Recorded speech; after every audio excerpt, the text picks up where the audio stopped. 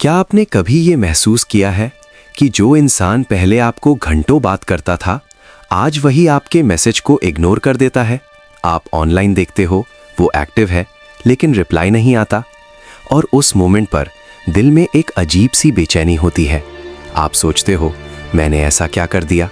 क्या मैं उसके लिए इम्पोर्टेंट नहीं रहा? वो मुझे इग्नोर क्यों कर रहा है? लेकिन सच ये है, इग्नोर करना सिर्फ एक बिहेवियर नहीं है, ये एक साइकोलॉजिकल सिग्नल है। और अगर आपने इसे समझ लिया, तो आप कभी भी किसी के इग्नोर करने से टूटोगे नहीं। पार्ट 1, इग्नोर करना क्या होता है? इग्नोर करना सिर्फ रिप्लाई ना देना नहीं है।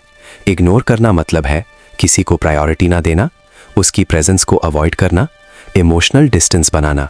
ये एक साइलेंट मैसेज होता है, क्योंकि कई बार लोग बोलकर नहीं, अपने बिहेवियर से बता देते हैं कि आप उनकी लाइफ में कहाँ खड़े हो। पार्ट 2, लोग इग्नोर क्यों करते हैं? पहला रीजन है इंटरेस्ट कम होना। सच थोड़ा हार्श है, लेकिन कई बार जब किसी का इंटरेस्ट कम हो जाता है, तो वो धीरे धीरे डिस्टेंस बनाना शुरू कर देता है। वो सीधे मुझे बात नहीं करनी नहीं कहता, वो बस रिप्लाई कम कर देता है, अटेंशन कम कर देता है और धीरे धीरे आपको इग्नोर करने लगता है। दूसरा रीजन है पावर और कंट्रोल। कुछ लोग इग्नोर का इस्तेमाल पावर दिखाने के लिए करते हैं। उन्हें लगता है कि अगर मैं थोड़ा डिस्टेंस बनाऊंगा तो सामने वाला मुझे और चेस करेगा। और कई बार ऐसा होता भी है, क्योंकि ह्यूमन साइकोलॉजी ऐसी है कि जो चीज़ हमें नहीं मिलती, हम उसकी तरफ और अट्रैक्ट होते हैं। तीसरा रीज़न है इमोशनल इमेच्योरिटी। कुछ लोग अनकंफर्टेबल कॉन्वर्सेशन से बचते हैं, उन्हें डायरेक्टली बोलना मुश्किल लगता है, इसलिए वो इग्नोर करना चूज करते हैं। ये आसान रास्ता है, लेकिन सामने वाले के लिए बहुत पेनफुल होता है। पार्ट 3, इग्नोर होने पर इतना दर्द क्यों होता है? जब कोई आपको इग्नोर करता है, तो दर्द सिर्फ इसलिए नहीं होता कि उसने रिप्लाई नहीं दिया। दर्द इसलिए होता है क्योंकि आपको रिजेक्शन फील होता है।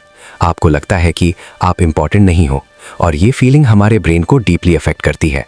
पार्ट 4, ब्रेन कैसे रिएक्ट करता है? साइंस कहती है कि जब हमें इग्नोर किया जाता है, तो हमारा ब्रेन उसे फिजिकल पेन की तरह प्रोसेस करता है। मतलब जो फीलिंग आपको चोट लगने पर होती है, वैसी ही फीलिंग इमोशनल रिजेक्शन में भी होती है। इसीलिए इग्नोर होना इतना पेनफुल लगता है। पार्ट 5, ओवर थिंकिंग शुरू हो जाती है। इग्नोर होने के बाद सबसे डेंजरस चीज होती है ओवर थिंकिंग। आप बार बार सोचते हो, मैंने क्या गलती की? क्या मैंने कुछ गलत कहा? क्या वो किसी और के साथ बिजी है? और ये थॉट्स आपको मेंटली एग्जॉस्ट कर देते हैं।